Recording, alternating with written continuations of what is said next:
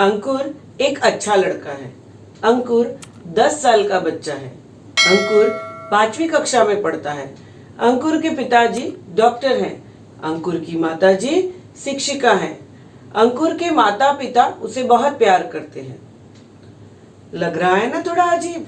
अंकुर अंकुर अंकुर अंकुर, है ना? तो हमें भाषा को सुंदर बनाने के लिए उसमें थोड़ा सा परिवर्तन लाना पड़ता है।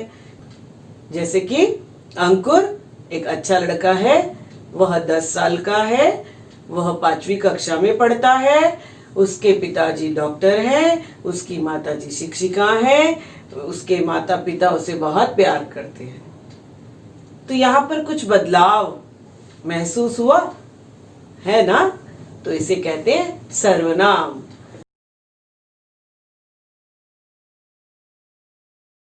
वे शब्द जो संज्ञा के स्थान पर प्रयोग किए जाते हैं उन्हें कहते हैं सर्वनाम।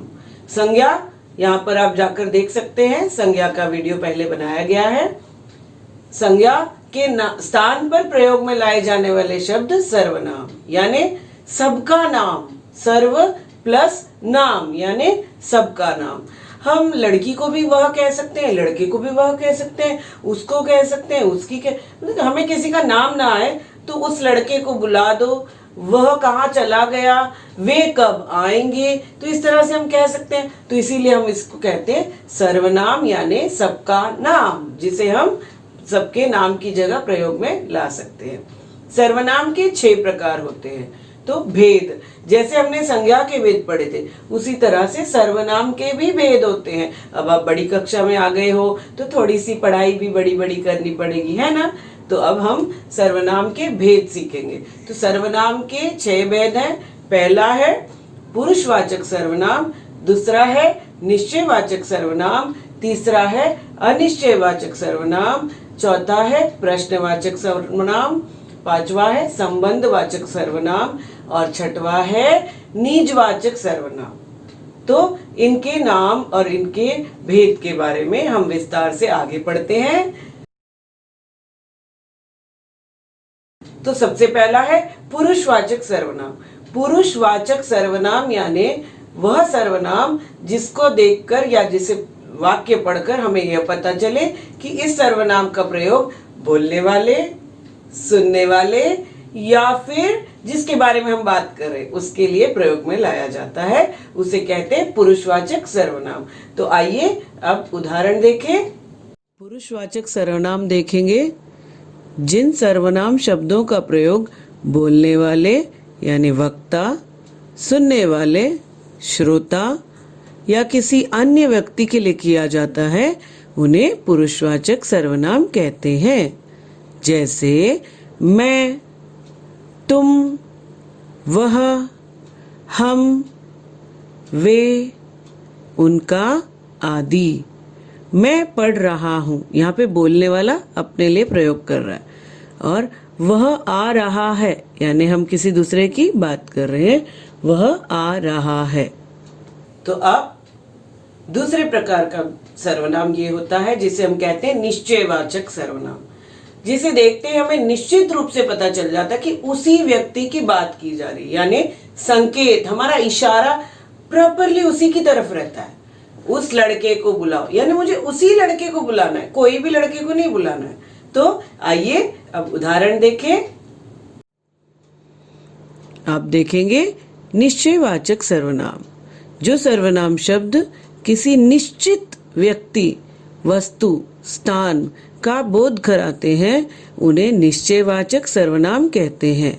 जैसे वह, यह, यही, वही, इसी, उसी आदि। उदाहरण देखेंगे। यह कोई नया काम नहीं है, उसी ने मेरी पुस्तक ली थी, तो यानी उसी ने मेरी पुस्तक ले ली थी। अब तीसरे प्रकार का सर्वनाम अनिश्चयवाचक सर्वनाम। अनिश्चयवाचक, नाम से पता चल रहा है जो कि निश्चित नहीं है, ये निश्चयवाचक से अलग है। निश्चयवाचक में उसी को बुलाओ, यहाँ हम कहते हैं किसी को भी बुला दो, यानी निश्चित नहीं है, सब चलते हैं, है ना? कोई भी किताब मुझे दे दो, किसी की भी किताब दे दो, कुछ भी खाने को दे दो। तो अब हम विस्तार से उदाहरण देखेंगे। अनिश्चयवाचक सर्वनाम, जो सर्वनाम शब्द किसी अनिश्चित व्यक्ति, वस्तु या स्थान का बोध कराते हैं उन्हें अनिश्चयवाचक सर्वनाम कहते हैं। जैसे कोई, किसी, किन्हीं, कुछ आदि। उसने कुछ खाया था। बाहर कोई खड़ा है। किसी ने आवाज दी है। चौथा प्रकार है प्रश्नवाचक। नाम से ही हमें पता चलता है कि यहाँ पर प्रश्न पूछे जा रहे हैं। यानी तुम क्या खाओगे, तो जो क्या की जगह पे प्रयोग में आएगा वो हो जाएगा शब्द संज्ञा, यानी क्या खाने वाले, उस चीज का नाम आ जाएगा। तो इसीलिए क्या जो है संज्ञा की जगह पे प्रयोग में लाया जाने वाला शब्द है। तो जैसे कि तुम क्या खाओगे, मैं पिज्जा खाऊंगा। तो यहाँ पे क्या की जगह क्या आया, पिज्जा। तो आपको क्या मिला, यहाँ पे संज्ञा के स्थान पर प्रयोग में लाया जाने वाला शब्द, तो सर्वनाम हो गया। आइए कुछ और उदाहरण देखें।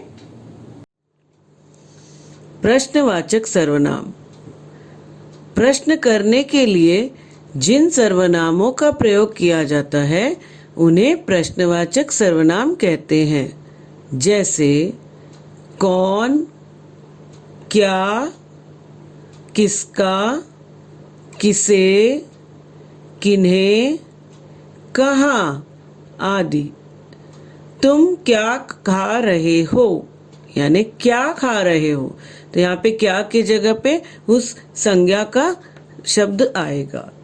तो डिब्बे में क्या है, तो इसी तरह से और हम और भी देख सकते हैं, बाहर कौन आया है। ठीक है। अब आता है पांचवें प्रकार का सर्वनाम, जिसे हम कहते हैं संबंधवाचक सर्वनाम। संबंध यानी दोनों सर्वनाम का रिश्ता। आप अपने मम्मी के बेटे हो, मम्मी आपकी, तो क्या हुआ, आपकी मम्मी यदि आपको कहती है जो शैतानी करेगा वो मार खाएगा, तो अब जो और वो के बीच में कोई दूसरा है। ये वाले बच्चे ने शैतानी की, ये वाले ने मार खाई, नहीं ना। जो और सो पे क्या नाम आ रहा है, आप ही का नाम आया ना। तो यहाँ पर आ गया सर्वनाम। तो कैसा सर्वनाम है, संज्ञा क्या है, आपका नाम, और नीचे क्या बना, सर्वनाम। जो शैतानी करेगा वो मार खाएगा। तो और उदाहरण देखें।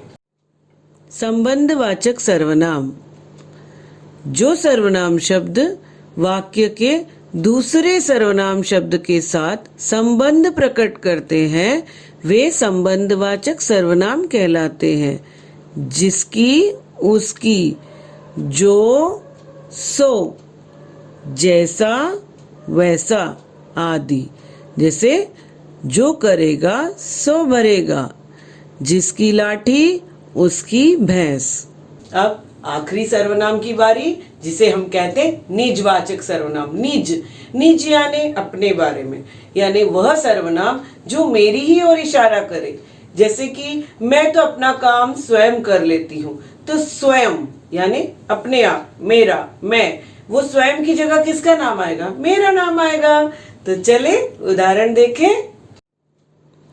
निजवाचक सर्वनाम, जिन सर्वनाम शब्दों का प्रयोग अपनेपन का बोध कराने हेतु स्वयं के लिए किया जाता है उन्हें निजवाचक सर्वनाम कहते हैं। यहाँ पर आपको बोध कराना यानी पता बताने के लिए, हेतु यानी के लिए, स्वयं यानी अपने आप के लिए प्रयोग किया जाता है, उन्हें निजवाचक सर्वनाम कहते हैं। जैसे स्वयं, खुद, अपने आप ही आदि। मैंने यह चित्र स्वयं बनाया है, वह अपने आप ही चला आया। आइए अब थोड़ा सा अभ्यास कर लें। जिस तरह के प्रश्न आपकी परीक्षा में पूछे जाते हैं या कभी आप कंफ्यूज ना हो जाएं, इसलिए हम थोड़ा सा अभ्यास कर लेंगे। रेखांकित शब्दों के सर्वनाम भेद पहचान कर लिखिए। तो पहला है तुम खेलने जा रहे हो। तो यहाँ पर देखो हम किसकी बात कर रहे हैं, हम दूसरे से बात कर रहे हैं। तुम खेलने जा रहे हो, जरा सोचो क्या उत्तर होगा। सही, यहाँ पर आएगा पुरुषवाचक सर्वनाम।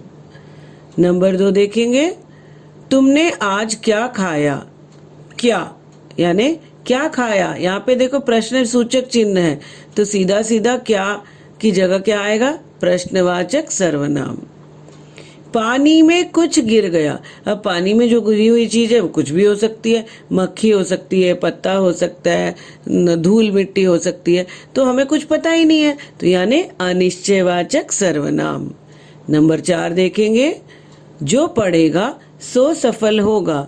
यहाँ पर जो पढ़ेगा वही बच्चा सफल होगा, एक पढ़ेगा और दूसरा सफल हो जाएगा ऐसा तो नहीं है, तो यानी कि नाम एक ही होगा, तो संबंधवाचक सर्वनाम। तो इस तरह से आपने देखा सर्वनाम और सर्वनाम के भेद के बारे में अधिक जानकारी प्राप्त की। यदि आपको कोई भी समस्या हो, कोई भी डाउट हो, तो नीचे कमेंट सेक्शन में लिख दीजिए। तो इस तरह से फिर मिलेंगे। धन्यवाद।